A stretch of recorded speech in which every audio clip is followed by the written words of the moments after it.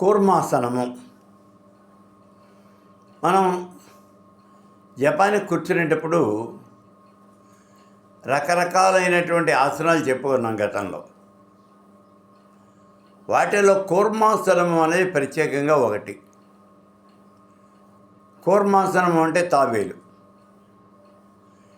ఈ తాబేలుని ఆసనంగా చేసుకుంటే నీకు జపం చాలా బాగా సాగుతుంది అనేది ఒక నమ్మకం.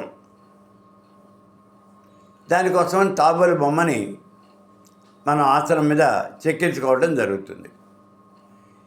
ఈ తాబేలు బొమ్మ అంటే ఈ కూర్మాసనం ఎలా తయారు చేసుకున్నారు ఏమిటి? కూర్మాసనం తయారు చేసుకోవాలి అంటే ఇందులో చాలా సులువైనటువంటి పద్ధతి ఏమిటి? నెట్లో మనకి తాబేలు బొమ్మలు దొరుకుతాయి, పెద్ద పెద్ద బొమ్మలు దొరుకుతాయి, చిన్నవే కాదు. A4లో మీకు తాబేలు బొమ్మ దొరుకుతుంది. కాబట్టి దాన్ని డౌన్లోడ్ చేసేసుకొని, ఇది రంగుల్లో ఉంటుంది, దాన్ని డౌన్లోడ్ చేసుకుని లామినేషన్ చేయించేసి నువ్వు కూర్చునే ఆసనం మీద దాన్ని వేసుకుని, దాని మీద కంబడి వేసుకుని దాని మీద కూర్చుని జపం చేయవచ్చు. ఇది కూర్మాసనమే అవుతుంది. లేదు మీరు ఇంకో పని చేయొచ్చు. బయట మీకు మార్కెట్లో యంత్రాలు దొరుకుతాయి. ఆ యంత్రాల్లో కూర్మ యంత్రము అనేది అమ్ముతారు. కూర్మ యంత్రం అమ్ముతారు, రాగి రేకు. ఆ రాగి రేకును తెచ్చి దాన్ని మీరు కూర్చునే ఆసనం మీద అంటించేసేయచ్చు. ఎరాల్డైట్ పెట్టి దాన్ని అంటించేయచ్చు. అలా కూర్మాసనం వచ్చేస్తుంది.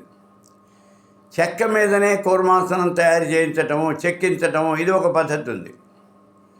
మామూలుగా మనకు ఉంటే మనం కూర్చునే ఆ పీఠం మీదే తాబేల్ని చెక్కేస్తారు. ఇలా తాబేల్ని చెక్కేటప్పుడు పనస చెక్కతో కూర్మాసనం చేయటం చాలా ప్రశస్తము అని ఒక వాదన ఉంది. పనస చెక్క, ఈ పనస చెక్క ఎక్కడ దొరుకుతుందో చూసుకుని, ఇది సామాన్యంగా పనస చెట్లు ఎక్కువ ఉండే చోట దొరుకుతుంది. అక్కడ మనం ఈ చెక్కని కలెక్ట్ చేసుకుని దాని మీద కార్పెంటర్ దగ్గరికి వెళ్ళి కూర్మాసనం చెక్కించుకోవాలి. అతను చెక్కేస్తాడు. చెక్కేసినటువంటి కూర్మాసనాలు, పనస చెక్క మీద చెక్కినటువంటి కూర్మాసనాలు మైసూరులో బాగా దొరుకుతాయి అని అంటారు. కాబట్టి అటువంటి కూర్మాసనం తెచ్చుకొని మీరు చేయొచ్చు, దాని మీద కూర్చోవచ్చు. అయితే